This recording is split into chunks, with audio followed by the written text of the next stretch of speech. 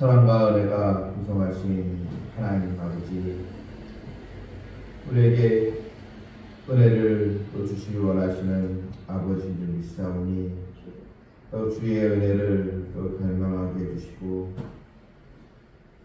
공의를 행하시는 우리 하나님을 더 의지하기를 또 원하옵나이다. 주의 백성들 또 견고한 또 믿음 속에 우리 하나님의 섭리와 또 주권에 또 순종하게 해주시고, 오늘도 주의 말씀을 듣고 기도할 때 내가 기도해야 할 사람들이 또 떠오르면서 그들을 위하여 간절히 믿음의 기도로 하나님의 또 응답을 받길 원하옵나이다. 아침 저녁으로 이 선선한 바람이 부는 그 가을, 또 이 풍성한 또 계절에 왔사오니 주님의 교회와 우리 성도들에게 기도의 풍성한 응답의 복을 더하여 주시옵소서. 예수님의 이름으로 기도하옵나이다. 아멘. 238장 되겠습니다.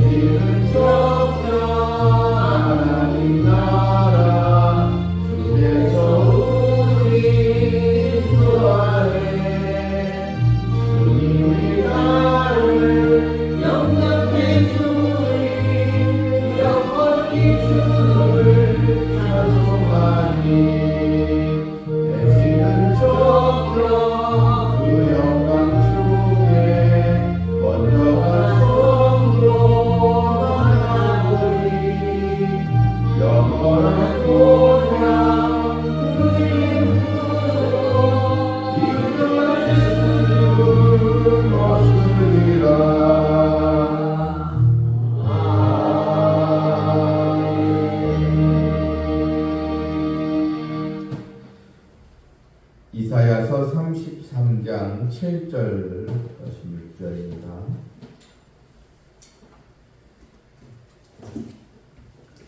보라, 그들의 용사가 밖에서 부르시며 평화의 사신들이 슬피 곡하며 대로가 황폐하여 행인이 끊어지며 대적이 조약을 파하고 성읍들을 멸시하며 사람을 생각하지 아니하며 땅이 슬퍼하고 세잔하며 레바논은 부끄러워하고 마르며 사로는 사막과 같고 바산과 갈멜은 나뭇잎을 떨어뜨리는도다.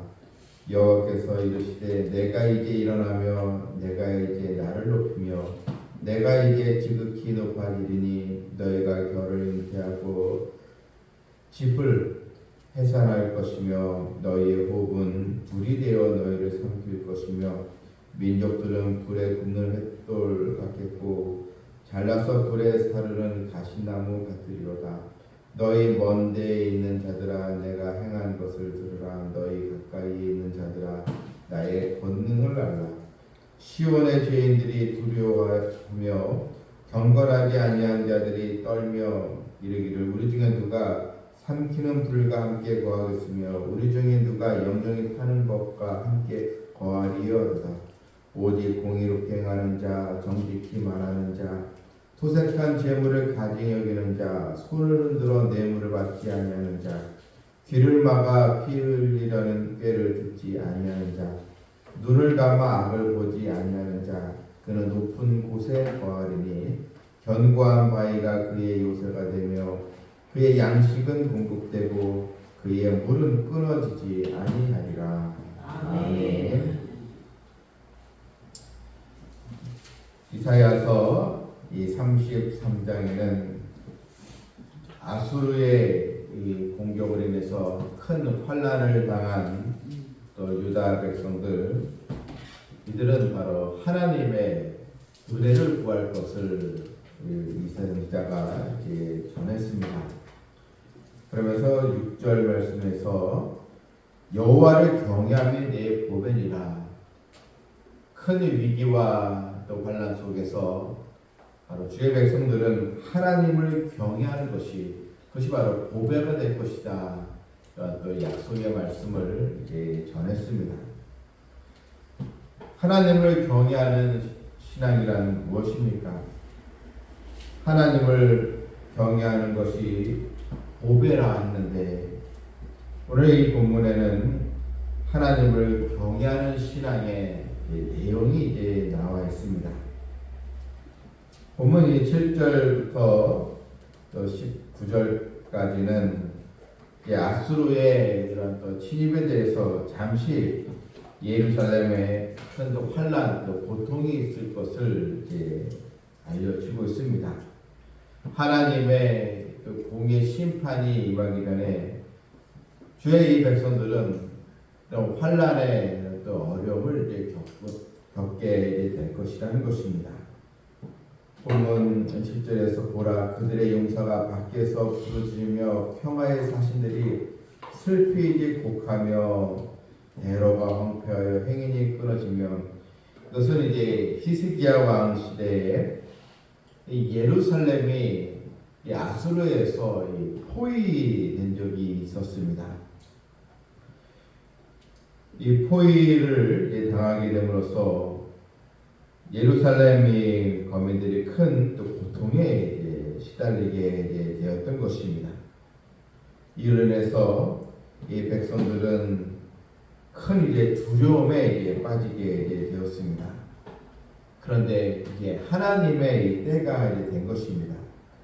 하나님의 이 약속의 말씀이 이루어질 때가 됐는데, 10절에 보게 되면 여호와께서 이르시되 내가 이제 일어나며 내가 이제 나를 높이며, 하나님께서 말씀하시기를 내가 이제 일어나며 내가 이제 일할 때가 되었다는 것입니다. 내가 일어나서 너희를 구원할 때가 되었다는 것입니다. 그런 내가 이제 일어나서 이제 하나님의 또 역사가 행해질 때가 되었다는 것입니다. 이제 아수르를 낮추시고 하나님께서 높아지실 때가 되었다는 것입니다.